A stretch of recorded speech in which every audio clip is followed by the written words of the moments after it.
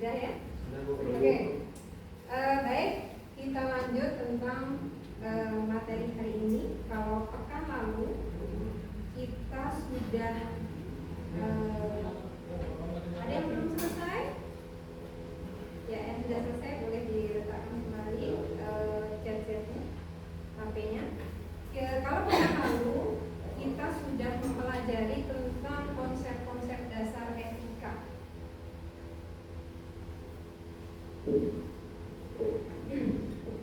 Kita mempelajari etika sosial. Masih ingat apa itu konsep etika? Apa itu etika? Ada yang masih ingat materi pekan lalu? Apa itu etika? Ya, silakan Nur Asifa. Agak keras ya. Etika sosial yang saya pahami itu di sini tuh membahas tentang moral, nilai, dan etika sosial itu yang tidak hanya berfokus pada individu sendiri, tapi juga berperilaku adil sesuai dengan etika sosial untuk individu lainnya juga secara masyarakat. Oke, terkait dengan individu lainnya atau ketika kita bermasyarakat. Ada yang menambahkan? Rena menambahkan? Saya menambahkan sedikit aja Bu. Jadi untuk etika sosial itu sendiri atau dari kata etika itu menilai dan juga melihat bagaimana suatu perbuatan itu bisa baik, buruk dan juga pantas lah ibaratnya itu. Oke, etika itu terkait baik buruk. Sebenarnya lebih dari itu ya. Seperti yang saya sampaikan di minggu lalu bahwa etika itu terkait moral. Ya. Moral itu adalah tentang bagaimana kita sebagai manusia. Ya. Istilahnya kalau kita sebagai manusia itu kan berperilaku, bertindak tidak sekedar insting. Kalau yang insting itu manusia atau bukan? Bukan, iya. Benar kita. Jadi yang insting itu bukan manusia, karena manusia diberi akal, ya, diberi akal. Jadi membedakan. Di situ akal kita itu digunakan untuk ketika akan melakukan perbuatan, bagaimana kemudian kita mengingat bahwa ada moral yang harus kita jaga sebagai manusia. Ya, sebagai manusia. Kayak kemarin misalnya sebagai manusia hal yang paling mendasar yang harus dijaga sesama atau semua orang kepada orang yang lain apa yang paling mendasar? Tentang hidup. Ya. Kenapa kemudian membunuh itu? Istilahnya adalah moral paling dasar. Istilahnya membunuh orang, ya, membunuh manusia yang lain sebenarnya sudah kita tidak lagi mempunyai moral dasar. Seperti itu. Kalau bunuh diri gimana? Bunuh diri. Kehilangan akal sehat. Ya, jadi sebagai manusia tidak apa namanya? Kalau sudah hilang akal sehat itu, ya dia sudah seperti bukan manusia lagi, gitu kan? Jadi hilang akal sehat. Seperti itu. Nah, hari ini kita melanjutkan ya kalau pekan lalu tentang konsep-konsep dasar etika.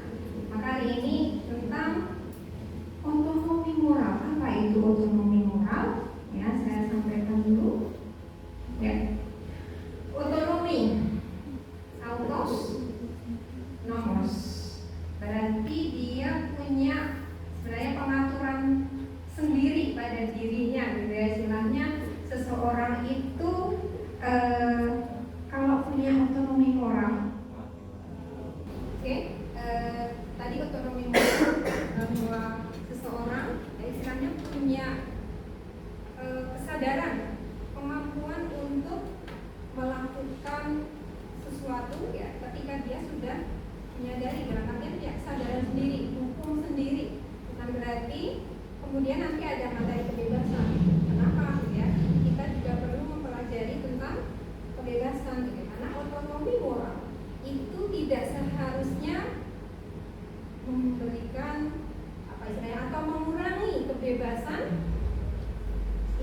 lainnya. Itu otonomi moral. Jadi bukan berarti otonomi moral itu saya boleh sekehendak saya untuk melakukan apapun, tidak. Karena tadi dia sebagai manusia. Tadi ada penilaian kan. Pekan lalu ada nilai. Jadi manusia itu akan dinilai tadi baik, buruk, ya, Ainul tadi seperti itu. Sehingga akan dinilai terkait apa kemanusiaannya itu seperti apa. Itu otonomi moral. Jadi kalau merasa otonomi sendiri, hak asasi saya sendiri, tetapi kemudian hak asasi yang dia pegang itu mengganggu orang atau meniadakan kemanusiaan orang lain, itu belum otonomi moral. Seperti itu. Nah, otonomi moral ada dikatakan istilahnya lawannya itu adalah heteronom. Apa itu heteronom? Ya, ketika orang itu berbuat, bersikap itu karena sesuatu yang menekan dia, entah takut dosa, entah takut hukuman, entah apa yang ya, ketakutan atau sesuatu yang dilakukan karena rasa tertekan, ya tertekan oleh sesuatu eksternal dari luar seperti itu. Ya, meskipun itu Bu takut kan dari sendiri, tetapi pasti ada penyebab takut.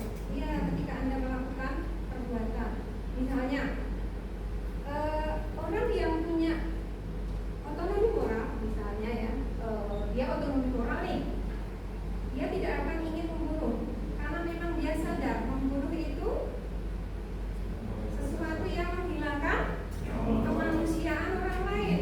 Salah satu yang mendasar adalah nyawa. Tapi kalau heteronom, dia tidak membunuh karena takut hukuman penjara, takut dosa boleh dosa nanti di kemudian hari ya, istilahnya seperti itu masih heteronom. Jadi masih karena sesuatu yang menakutkan atau membuat dia harus menekan moralnya. Jadi misalnya ketika Anda nih salah satu contoh misalnya apa yang sering membuat kita heteronom itu apa misalnya? Contoh yang sering yang sering Anda lakukan ketika kita bertindak itu karena atau menjaga moral karena heteronom. Contohnya apa Aino? Turun kuliah gimana? Penjelasannya? Karena kan kita kan sebagai mahasiswa kan harus punya peraturan sendiri dari fakultas. Memang kita harus mengikuti semua mata kuliah. Nah, itu mungkin Bu yang menjadi tekanan supaya kita, ini kita harus hadir nih dalam kuliah tersebut karena apa? Tekanan dari fakultas lah. Oke, ada tekanan peraturan dari lembaga fakultas. Kalau orang yang otonomi moral gimana ketika turun kuliah? Ayo, ada yang mau memberikan pandangan ya, Rehan? Karena bedanya dengan heteronomi untuk mahasiswa yang memiliki otonomi moral, dia pergi berkuliah itu bukan karena suatu tuntutan atau takut tidak lulus atau kurang puas, tetapi karena adanya kesadaran untuk menuntut ilmu di sana. Oke, bagus. Itu ketika perbedaan salah satu contoh kecil turun kuliah ya, hadir di pertemuan kuliah gitu ya, antara yang otonomi moral dengan yang heteronom. Paham ya? Oke, sampai di sini ada yang belum paham? Ada yang mau ditanyakan? Sudah ya, lanjut ya. Oke. Saya akan tayangkan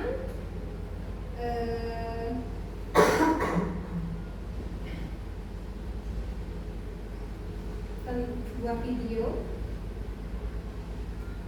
Bentar. Semoga bisa ya. Boleh di sini. Oke. Saya akan putarkan sebuah video.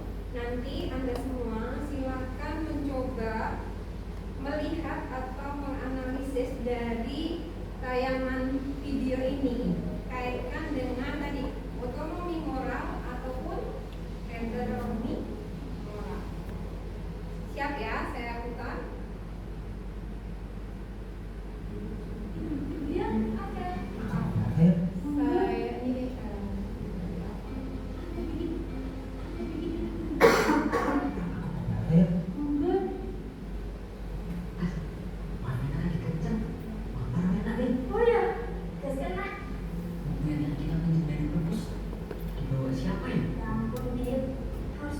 ujian juga sekarang ya. Iya Dik, jadi kelas aja deh kamu. Iya. Aduh. Mobilnya mati. Minumannya cuma dua, Des. Iya. Wifi-nya matiin dan minumannya cuma dua kok. Buat aku sama Radit aja. Aku tadi denger loh omongan kalian berdua ke Radit. Kalau gitu loh, Des. Des, enggak apa-apa. Dapat dari mana nih, Din? Radit datang ke sini. Lalu aku ngerjakan tugas itu salahnya gimana? Maafin aku, Din. Jadi kamu minta maaf ya. Yuk, maafin kok. Nanti habis tugas kita makan sebentar ya. Tapi tetap yang pertama kerjakan tugas dulu. Oke, aku main aja.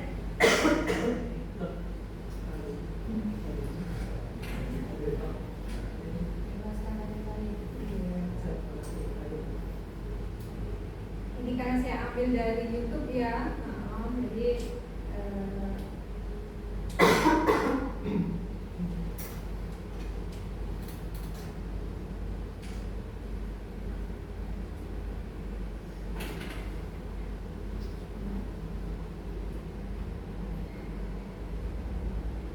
ya. Oke, tadi sudah saya putar sebuah video tentang silakan Anda mencoba menganalisis dari 4 anak tersebut, gitu ya. Mungkin karena tidak tahu namanya boleh dengan anak yang mana ya, yang perilakunya seperti apa, gitu ya. Anda boleh silakan kaitkan dengan konsep otonomi maupun heteronomi moral. Silakan. Siapa yang ingin ya? Darmawan dulu ya. Oke, Darmawan. Silakan. Dari itu tadi kamu katakan yang dimana dua anak ini dia itu datang ke rumah temannya bukan karena dia secara niat dia untuk belajar, tetapi karena tuntutan. Sedangkan dua anak lainnya yang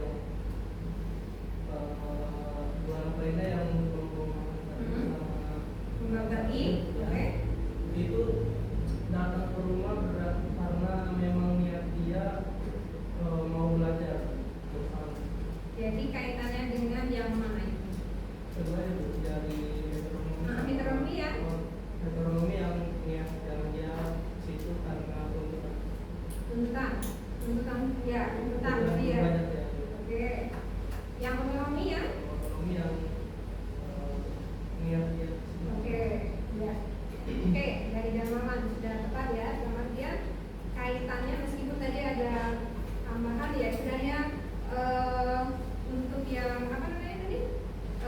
Tidak. Dalam artian dia menuju ke situ lebih karena apa tadi? Saya tanya, tekanan yang dimaksud Darmawan itu dari tekanan tugas. Oke, ada nggak tadi di dalam video tekanan yang ada di lingkungan itu tadi? Ada yang mau menyampaikan? Tadi loh kan ada dua anak yang kemudian dia tadi ingin mabar seperti itu. Heteronom yang lainnya ganti. Dan sudah ada yang lain. Ada yang lain tadi? Ya, Munadi silakan. Mungkin waktu yang dua anak itu minta maaf Bu, karena tertekan karena wifi-nya dimatikan. Oke, ya. Itu adalah tekanan yang diberikan oleh anak yang tadi ya, yang punya rumah yang berbagi. Tekanan bahwa kita loh harus mengerjakan tugas, sehingga mereka otomatis tadi kemudian minta maaf dan akhirnya mengerjakan bareng ya. Tetapi harus diawali dengan dipaksa wifi dimatikan.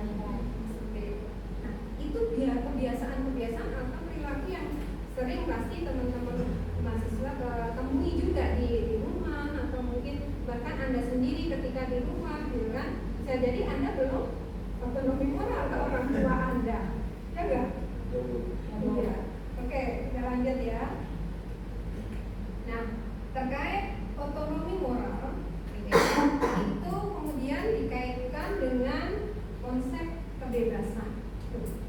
Otonomi, iya tadi otonomi adalah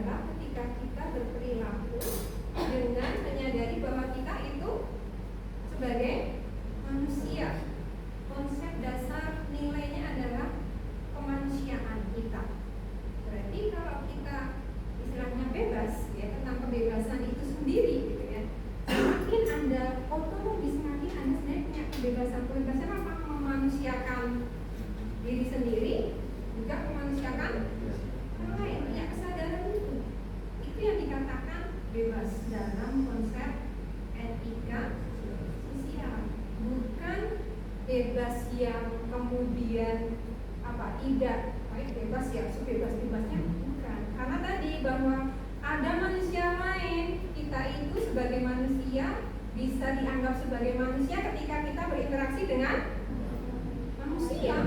Masa Anda berinteraksi dengan hewan, Anda bisa dimanusiakan? Hewan tidak akan tahu kita itu manusia. Ketika dia lapar, bisa jadi bisa dia tidak akan kemudian punya pemikiran, punya moral, ini manusia harus saya manusiakan. Tidak. Ya otomatis dengan manusia yang lain gitu ya, seperti itu. Jadi dibedakan ada dua gitu ya.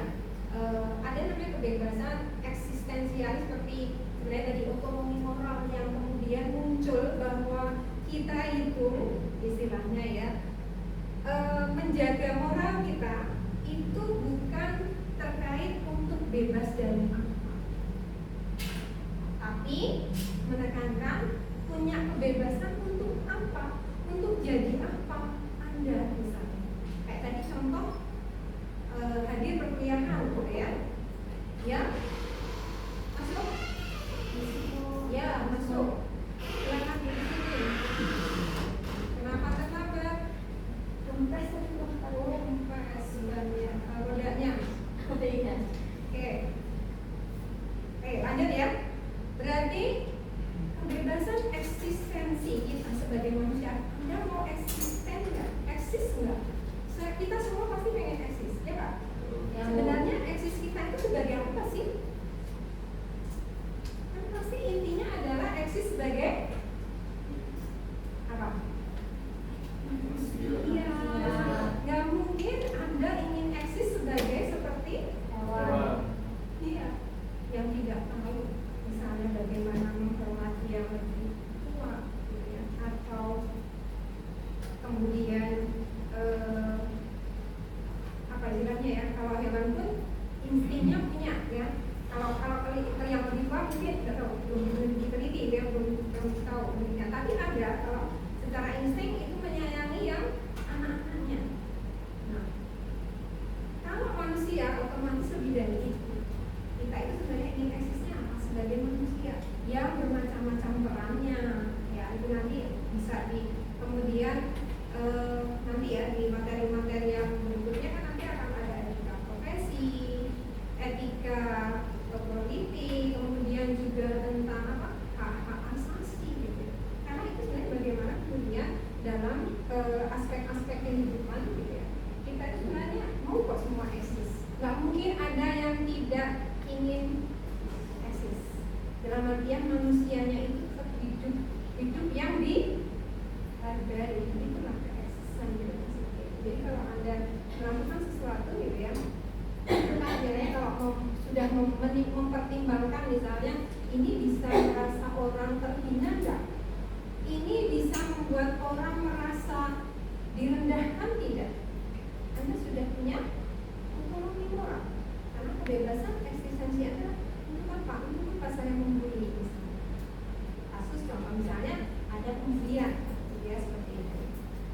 Oke, nah nanti ada kebebasan sosial tadi karena kita manusia tidak hidup sendiri kan. Anda sebagai manusia bisa dianggap manusia ketika berhadapan dengan manusia bukan dengan hewan. Makanya kenapa kemudian muncul tentang kebebasan sosial. Jadi memang ada hal-hal ya kalau dari eksistensi kan ketika kita sudah menyadari ini sebagai manusia yang memanusiakan yang lain. Jadi seharusnya teman-teman di sini tidak ada kan yang pernah melakukan bullying.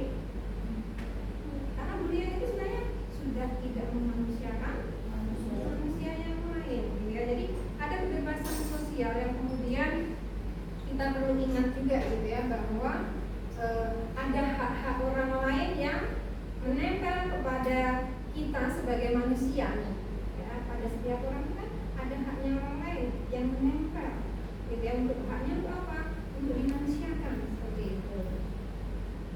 Nah, makanya kemudian ada ini beberapa konsep yang disampaikan oleh Karl Jasper dan Gabriel Marcel ya.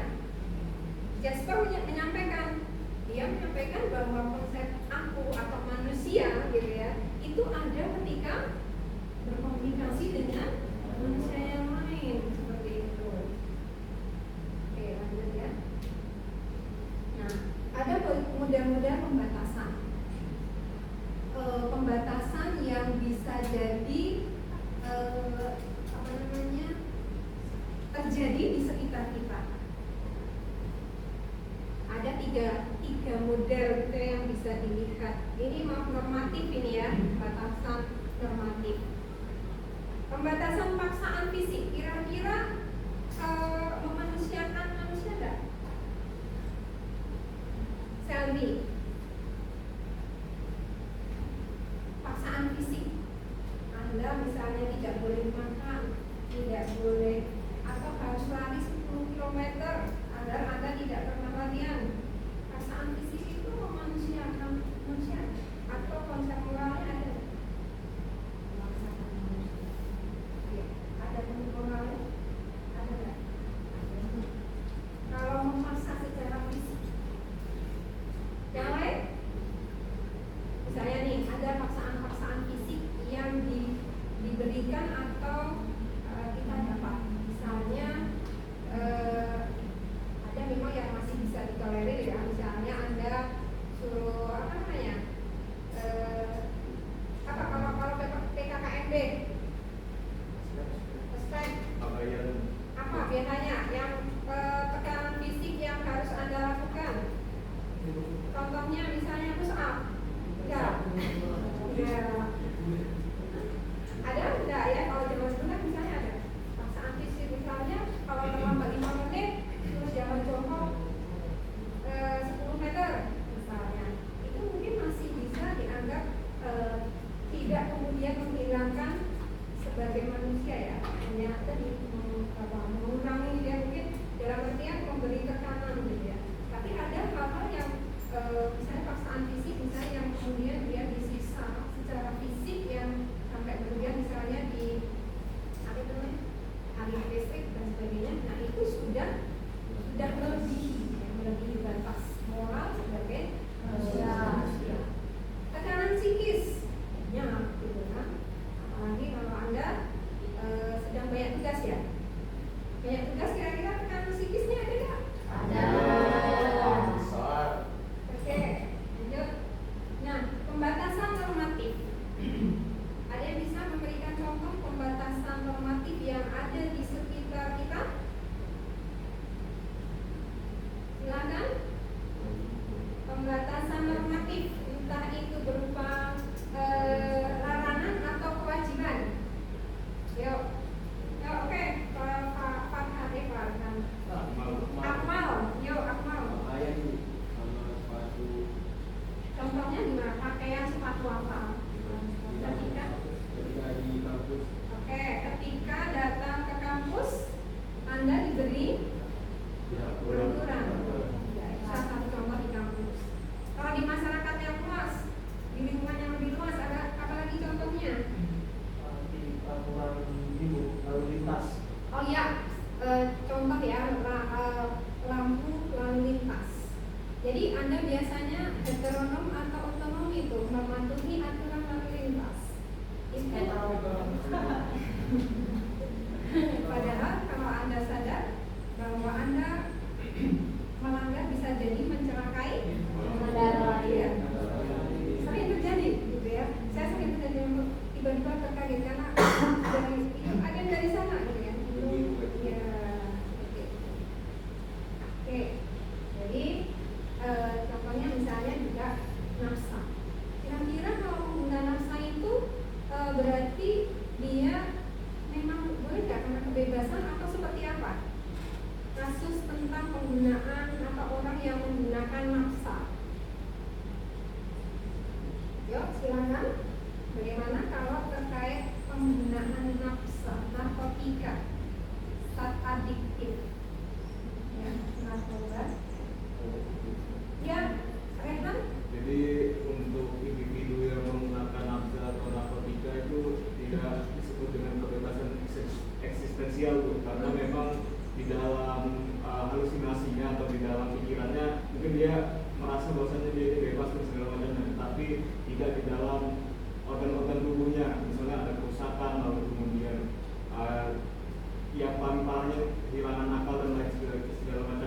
tidak termasuk ke dalam kebebasan eksistensial. Kalau dikaitkan dengan kebebasan sosial gimana? Terkait penggunaan nafsa. Kan kalau Rehan melihat penggunaan nafsa dari kacamata dari kebebasan eksistensi diri sendiri gitu ya. Ternyata ada orang yang mungkin sedang menjaga kesehatan, dia dengan sengaja atau dengan sadar merusaknya bisa. Kalau dari kebebasan sosial tadi terkait adanya nilai-nilai dan sebagainya, normatif ya, Akmal silakan. Dikaitkan dengan kebebasan sosial, penggunaan nafsa memiliki batas karena kebebasan dari dalam masyarakat harus tetap memiliki norma. Norma, contohnya apa yang terkait dengan penggunaan nafsa? Halusinasi. Ya, yang lain? Peraturan normatif tadi ya, entah itu larangan atau berarti bukan. Apakah diwajibkan?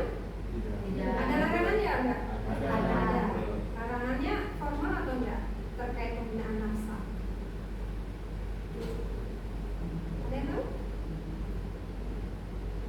Jelas ada peraturannya. Kenapa kemudian pengguna nafsa itu pasti bisa ditangkap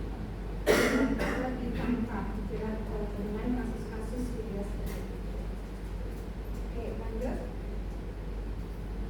Jadi terkait tanggung jawab tadi ada kebebasan, berarti kita sebenarnya di dalam kebebasan ini kalau terkait dengan kebebasan sosial itu ada tanggung jawab. Karena tadi apa, setiap manusia itu punya tanggung jawab untuk memanusiakan atau memberikan hak-hak manusia yang lain. Itu ya. Oke, sudah selesai.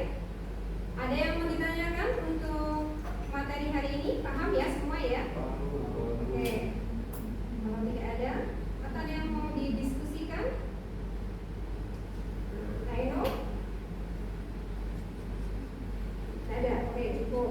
Oke ya, terkait otonomi dan kebebasan, saya harapkan Anda semua sudah memahami ya. Nanti silakan membaca artikel atau buku yang terkait dengan otonomi, kebebasan ataupun tanggung jawab sehingga Anda bisa lebih memahami seperti itu. Oke, pertemuan perkuliahan